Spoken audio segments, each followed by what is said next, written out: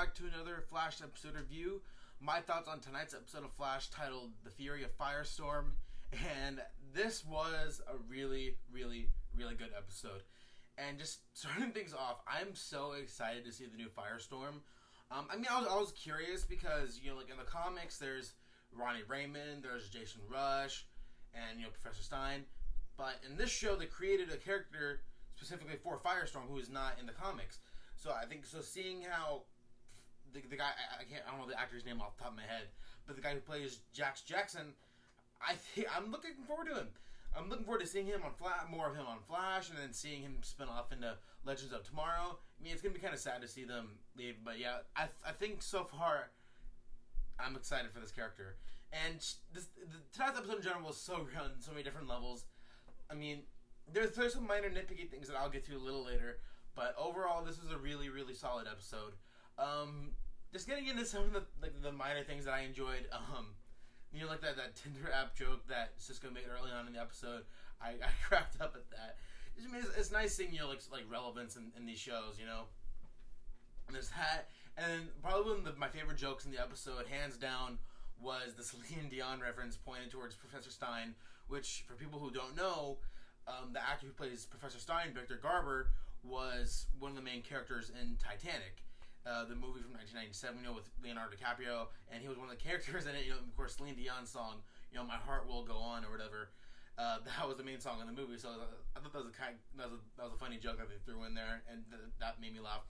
And then seeing Tina McGee again, I feel like she's an underutilized character because in the comics, she's tied in with Barry Allen and Star Labs, and she, like the actress who plays Tina McGee, she was in the original Flash show playing the same character, but she's more of a love interest for Barry. But obviously that ain't gonna work in this version of the show. But always seeing her makes me a little happy, as a fan. So seeing her is always nice. And then they're finally calling it Barry's treadmill, the cosmic treadmill, which in the comics is what helps Barry run fast enough to travel through time, and you'll get faster and faster and stuff like that. So it's nice seeing that too. Like all these different comic book references in the show that I really enjoyed. And then the King Shark reference early on in the episode, which ultimately led to King Shark himself, who looked incredible, by the way. And I got to give this show does not get enough credit for its visual effects. And this show, it gives off almost movie level appearances to their CGI characters. I mean, going with Gorilla Grodd last season, that was amazing. And then seeing King Shark, who's this huge, just walking shark, and they pull it off on the CW show. I am so impressed. It looks so badass. Like as a fan, I was like, oh my god! Like I'm still grinning about it. Like these things that most fans don't even talk about. Just the CGI in the show is so good. I mean, there are sometimes where it doesn't look 100%, but I mean, it's whatever. It's a TV show. Like I don't always have the highest expectations for it when it comes to CGI. But King Shark and Gorilla Grodd, like most of the time, like this show knocks out of the park with the CGI, and I don't think the visual effects department on that show gets enough credit, because that is hands down probably one of the best visual effects I've seen in this show since it started. Just looked absolutely amazing. And seeing King Shark finally in his first live action appearance, it's funny because I thought he was going to be a character that they would feature in the Suicide Squad movie, but I guess they're saving that for Killer Croc. I understand there's like some amount of believability with the Suicide Squad movie, that they can only use certain characters that at least are somewhat real. I mean, Killer Croc isn't exactly the most realistic character, but I guess they can fit it in that universe. So, I mean, it kind of sucks that they're not going to have King Shark in that movie, but seeing him in the show and seeing how badass he looks, especially that they save him just for that end little bit, and then they introduce the new Harrison Wells, and even that, I think that was handled really great. I'm really curious to see he do this new Harrison Wells, because like everything we've seen of him is very subtle. He's very quiet, like very one-worded. Like he hasn't said he's only said like a couple lines, and even watching the preview for next week, it's just he's not saying a lot. He's very monotone. Like you can't tell if he's good or bad. And I think the writers are doing that purposely, so like the fans who watched last season can be like, oh, we don't trust this guy either. It's the same. I mean, it's the same Wells. He's gonna be he's Zoom probably, which I don't think he's Zoom at all. Like if the writers end up making him Zoom, I'll be 100% disappointed. I'll be extremely disappointed.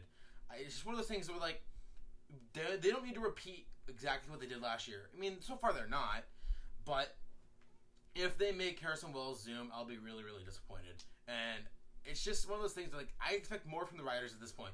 I mean, I don't think they're going to do that, but there's a lot of fans saying that he is. It's just, I don't think he's going to be Zoom. I personally think that Barry himself, the Earth 2 doppelganger of Barry, is going to end up being Zoom and kind of throw us all for a loop. Especially giving it a suit. It looks, his Zoom suit, or Zoom's suit, looks almost exactly like Barry's, just, like just dark, reversed in black and blue. I mean, yeah, so overall, I mean, I'm really excited to see what they do with Harrison Wells' character coming up, because that's one of the things I liked Harrison Wells' character last year. I mean, he was a great villain too, but I like the scenes between Barry and Harrison Wells, and Cisco and Wells, and Caitlin and Wells, because Wells is like almost like the emotional, other than Joe, who's like the emotional backbone of the show. And it was one of those things, like when I was watching it, it's just like I didn't want to believe that he was a villain. And even then, in the end, I'm like, I still had hope that he was a good guy and he'd stick around. I mean, obviously the character's coming back, from Earth 2, so it's not the same Harrison Wells. So it'll be interesting to see how that plays out. Seeing that, and then just all of the family dynamic between Joe and Iris, and then figure out the whole situation with her and her mom, and then that ultimate reveal at the end where she finds out that she has a brother. And my theory is right. I've been right from the beginning. Wally West is Iris's brother. Yes. I'm so excited to see Wally West on this show. It's the one thing, other than Jay Garrick, is the one thing I've been excited for. The second thing I've been most excited for in this new season. And I've been saying it for weeks that Wally West is coming. He's going to be Iris's brother. Because in the comics, Wally West, who becomes Kid Flash and ultimately the third Flash, he is the nephew of Iris West. But in the show, there's no visible siblings. I mean, again, they mentioned it in this episode, but it wouldn't make sense if she had a brother who had another kid. It just wouldn't match up right. Otherwise, the actual Wally West wouldn't be in the show for another 10 to 15 years. And I know the writers wouldn't do that. So I think it makes the most sense for him to be her brother. And it looks like that's going to be the case. I mean, they're changing a minor detail from his backstory in the comics. I could care less. I just know that my theory was right. And as always, I'm right. I'm just kidding. I'm never right. This is the one time in my entire life that I'm right about something. So it's kind of cool to see that. I'm looking forward to how they handle that, especially just the entire family dynamic of the West family has been really interesting these last couple of episodes.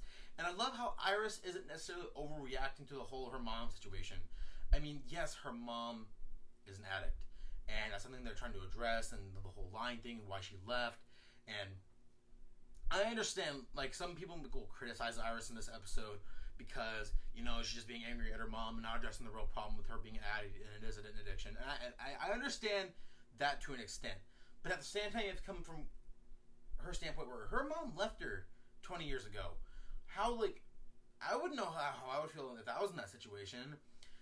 Where I was told that my mom died, only for her to come back and find out that she just abandoned me and my dad. If I was in the situation, I wouldn't know how I would react. So I think Iris handled that very maturely. And fans are going to bash her just because fans love to bash Iris. And I think that all that hate, much like the hate for Laurel Lance and Arrow, I think it's all just comes out of nowhere. They just want a character to pick on. And because Iris doesn't have superpowers, because she's not part of Team Flash, really, they find a reason to pick on her and be like, oh, well, she's just terrible. She's terrible. She's just annoying. Blah, blah, blah, blah, blah. And it's just one of those things that it's annoying to deal with as a fan.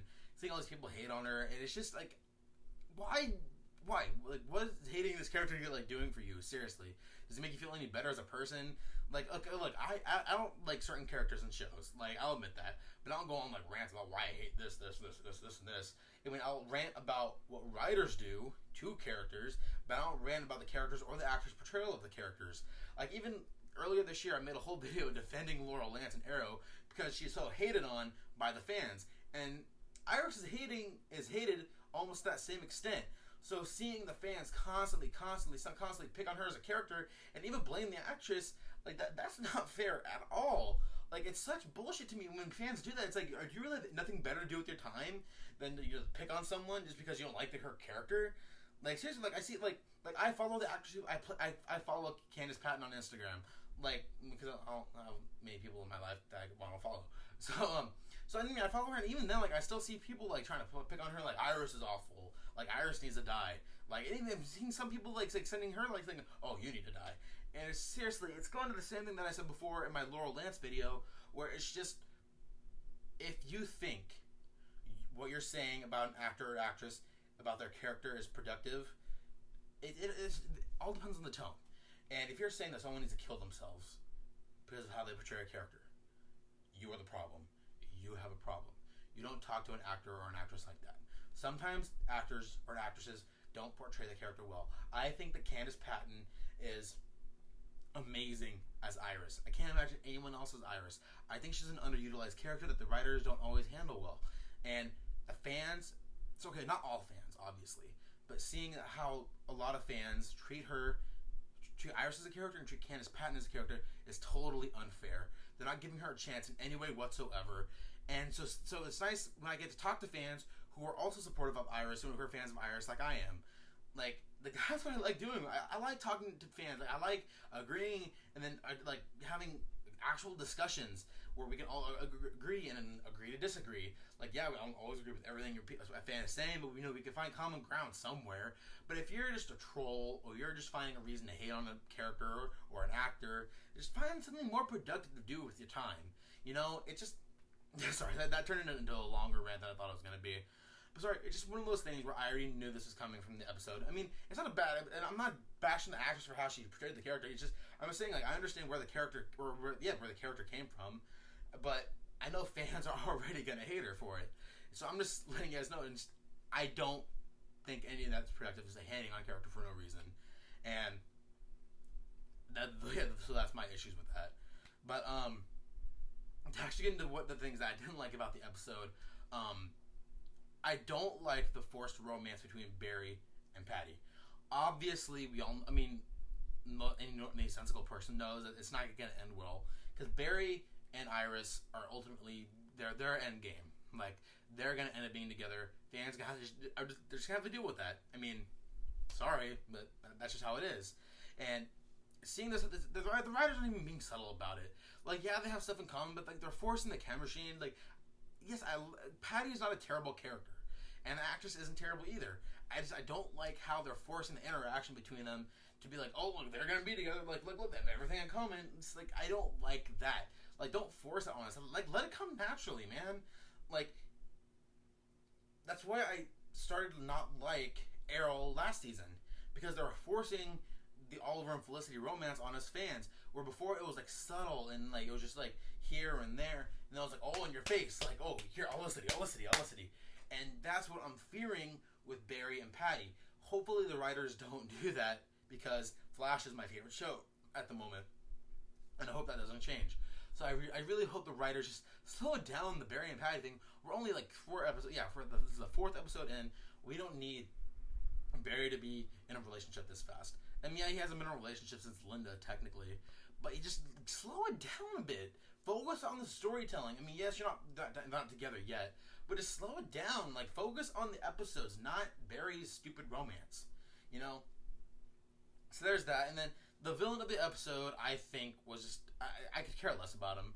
I mean, I did think it was kind of annoying when, like, Caitlin, like, preferred this guy who was just because he's a scientist, that he's automatically the best choice for Firestorm, without doing like a real solid background check, what ultimately led to them finding out that he has a criminal record. So I didn't like that about the villain. Was lame, and he's like just an egotistical dude, and it's like a throwaway villain. And I mean, the Flash handles the villains of the week pretty well. This is one of those instances where the villain wasn't great. They didn't utilize him great, but it's just, I don't know, I just didn't care about the villain. And then my big question is, where'd Jay Garrick go? Like, he was barely in the episode last week, and then he had his own episode. Is like does he just have an apartment now? like, what does he do? Like, it's not his world, so what does he do when he's not with like everyone on the team? Like, it's just like, where'd he go? Like, that's a nitpicky thing, but yeah. But overall, I think tonight was a solid episode, and forgive me for my ranting, but that was just something that I felt I needed to discuss. Probably should make that another video if it gets any worse. But I mean, I think you guys got my point. So yeah, I think so. I think that'll be it from you guys. So if you guys like what I have to say, like if you like watching me, go ahead and hit subscribe below. I review Arrow, Flash, and now Supergirl weekly. And like last week, I posted my reaction review to the new Star Wars trailer. I'll be reviewing that movie when it comes out. I'm posting content every week, so you guys have a variety of things to watch from me and my end of the nerdy spectrum. So I think again that'll be it from me, guys. So until next week, have a good one.